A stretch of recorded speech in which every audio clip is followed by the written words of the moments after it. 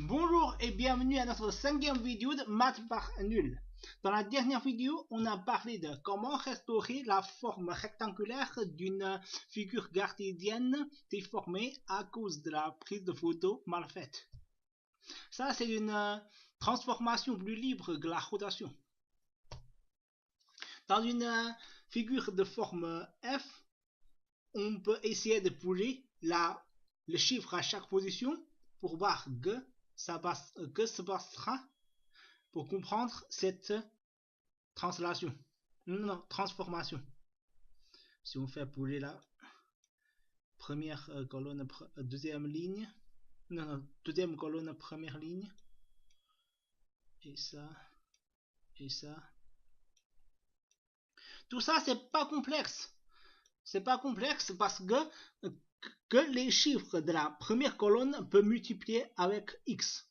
Donc, ça, les deux chiffres ne peuvent que faire bouger les points où leur x n'est pas 0.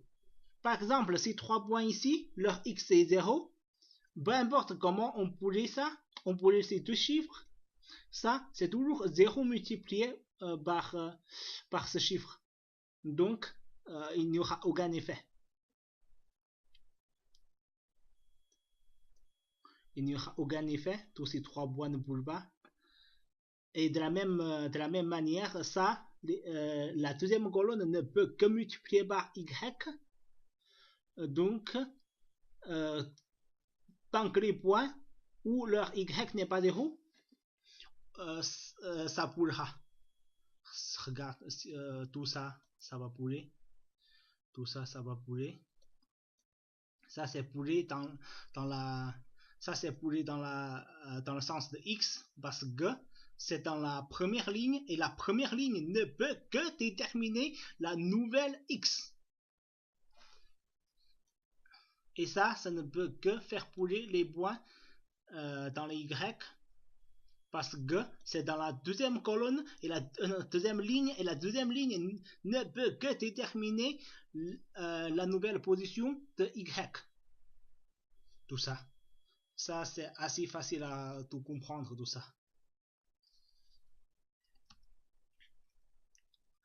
Peu importe comment on multiplie tout ça, il y a toujours un point qui ne bouge jamais.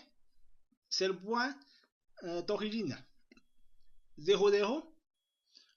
Donc, pourquoi ça ne bouge pas? Parce que l'ancien point est 0, 0. Peu importe quel chiffre multiplié par 0, c'est toujours 0, 0. Et leur somme est toujours 0. Donc, peu importe comment on fait la transformation de cette manière, ça ne bouge jamais. Et si on veut faire bouger entièrement une figure, il faut les méthodes d'addition. On peut voir tout ça. Ça, c'est peut-être plus simple que la rotation. Ça, c'est si on veut faire bouger ça, il y aura la nouvelle position, c'est on rajoute. Par exemple, si on veut faire une translation de cette figure de vecteurs 4 et 1, donc dans tous les points de cette figure, leur abscisse, on rajoute 4. Comme ça, et puis 4. Et leur y, on rajoute leur ordonnée, on rajoute 1. Par exemple, ça, les deux points ici, il manque 1. Ainsi, on peut faire une translation.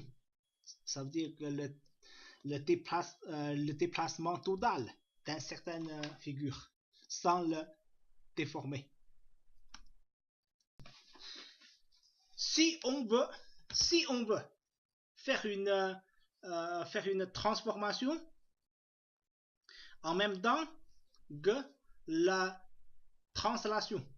Si on veut faire une transformation en même temps que la translation, comment on peut faire? Par exemple, tout à l'heure, on a la matrice de transformation A11, A12, A2, 1, A2, 2.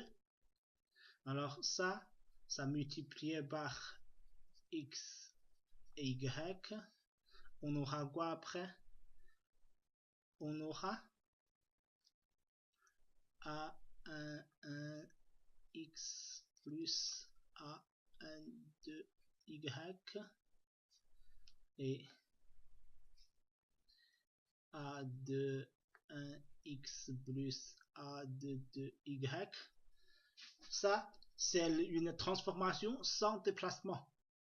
Si on veut faire la déplacement, la translation en même temps, comment on peut faire? Sans faire les additions, par exemple, on rajoute A ici, on rajoute B ici. Bien sûr, on peut faire une translation après, mais si on veut intégrer ça dans la même étape, comment on peut faire? Ça, c'est quand même naturel, c'est qu'on rajoute une colonne ici, A et B, et on rajoute un 1 ici. En fait, lors de ce produit scalaire, A sera multiplié par 1 et rajoute à la fin. B multiplié par 1 rajouté à la fin. Ainsi, nous aurons ça dans la même étape. Souvent, pour avoir une matrice carrée, on va rajouter quand même une ligne 0, 0, 1. Et puis 1 ici. Comme ça, c'est... Mais ce qui nous intéresse, c'est toujours la partie en haut.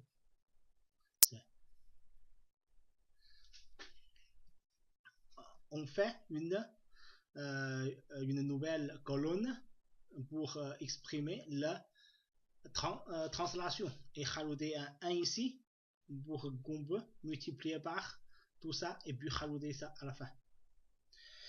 Ok, ça. Dans le même programme que tout à l'heure, j'ai essayé de rajouter une nouvelle colonne pour voir que se passera. Alors tout ça c'est pareil. Et puis on a rajouté, regardez la nouvelle colonne comme ça. Et puis nouvelle colonne comme ça. Tout est pareil. Tout ce qu'on a montré. Une seule étape de multiplication nous suffit pour faire à la fois translation et transformation. Tout ça, ce sont les exemples de deux dimensions. Dans l'espace de 3 dimensions, c'est un peu plus complexe et on décompose le processus de rotation en 3 étapes. Selon la méthode d'Euler, on fait la rotation d'abord autour de l'axe Z et puis on fait une autre étape de rotation autour de l'axe X et puis on fait de nouveau une rotation avec de l'axe Z. Ainsi, on obtient une matrice de rotation en fait qui est le produit de des matrices de rotation de ces 3 dernières étapes. On ne va pas détailler tout ça, c'est un peu plus complexe. Pas compliqué, mais plus complexe. Si on veut. Et puis, si on veut rajouter, si on veut faire la translation en même temps, il faut quand même rajouter une colonne de 3 et puis de la même manière 0, 0, 0, 1. Tout ça nous aurons nous aurons une nouvelle colonne de translation qui peut à la fois faire la rotation et les déplacements. Voici un exemple concret. On va montrer un peu ce que se passera. Si on fait bouger les trois angles,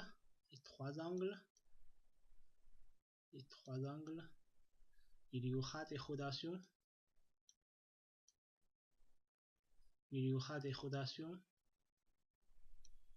Et puis, si on fait tout ça,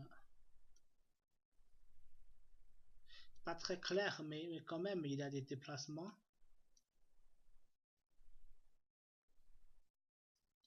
Ok, tout ça, ça veut dire qu'une seule matrice suffira pour décrire tous les rotations et translations. Parce qu'on n'a que 3 degrés de liberté. Ça veut dire que les 3 paramètres qu'on peut changer parmi tous ces 9 chiffres, si on le rend plus libre, si on modifie librement les 9 chiffres, il y aura une transformation. On ne parlera plus de tout ça, c'est un peu plus complexe. Et on s'arrête ça ici. Et je vous remercie de votre écoute et à très bientôt.